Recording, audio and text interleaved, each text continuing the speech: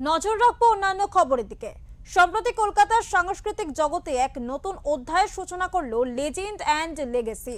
প্রখ্যাত শিল্পী পঙ্কজ মল্লিকের স্মৃতি বিজড়িত হাজরা রোড সংলগ্ন ঐতিহ্যবাহী বাসভবনের একাংশে যাত্রা শুরু করলো এই অনন্য সাংস্কৃতিক কেন্দ্র ও ক্যাফে। পঙ্কজ মল্লিকের দৌহিত্র রাজীব গুপ্ত এবং দৌহিত্র বধূ ঝিনুক গুপ্তের উদ্যোগে গড়ে ওঠা এই কেন্দ্র যেন ঐতিহ্য ও সঙ্গীত আর আড্ডার এক নতুন ঠিকানা। শতবর্ষ প্রাচীন আর্ট ডেকো ভবনের অন্তর জুড়ে রয়েছে শিল্পীর ব্যবহৃত বাদ্যযন্ত্র, বিরল রেকর্ড কভার, স্মৃতিচিহ্ন, ছবি ও তার সঙ্গীত জীবনে নানা মুহূর্তের অমূল্য সংগ্রহ। উদ্বোধনী অনুষ্ঠানে উপস্থিত ছিলেন বিশিষ্ট সঙ্গীত শিল্পী ইন্দ্রাণী সেন ও সঙ্গীত পরিচালক দেবজ্যোতি মিশ্র। অনুষ্ঠান সঞ্চালনা করেন দেবাশিস বসু। শুধু ক্যাফে নয়, লেজেন্ড অ্যান্ড লেগেসি হয়ে উঠতে চলেছে এক জীবন্ত সাংস্কৃতিক পরিসর, যেখানে ঐতিহ্যের সঙ্গে মিলবে আধুনিকতার ছোঁয়াও, আর কলকাতার সাংস্কৃতিক আবেগ পাবে এক নতুন ঠিকানা।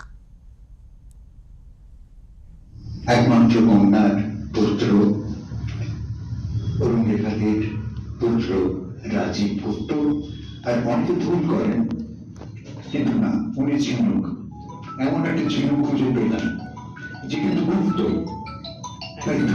কিন্তু আজ প্রকাশ্য, অর্থাৎ রাজীবের তিনি। পঙ্কজ মল্লিকের মতো মানুষ, যিনি 30-40-50-এর দশকে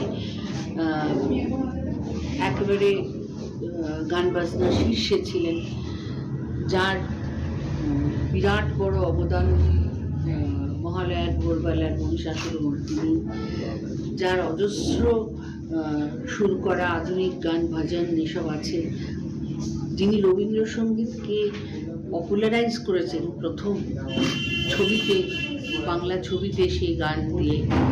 একদম শুরু করার জন্যে সেটা প্রায় 1 বছর ধরে ভাবনা চিন্তার মধ্যে দিয়ে চলছিল, কিন্তু মেন যে আমাদের উদ্দেশ্য সেটা হচ্ছে পঙ্কজ কুমার মল্লিকের যা সংরক্ষণ করা, সেগুলো কোনো একটা জায়গাতে আমরা রাখতে চাই এবং প্রিজার্ভ করে যেমন আসছি সেটা করতে চাই। তবে শুধু তো পরিবারের পক্ষ থেকে আমরা এই উদ্যোগটা নিচ্ছি ঠিকই, কিন্তু আমরা তো দেখাতে চাই সকলকে।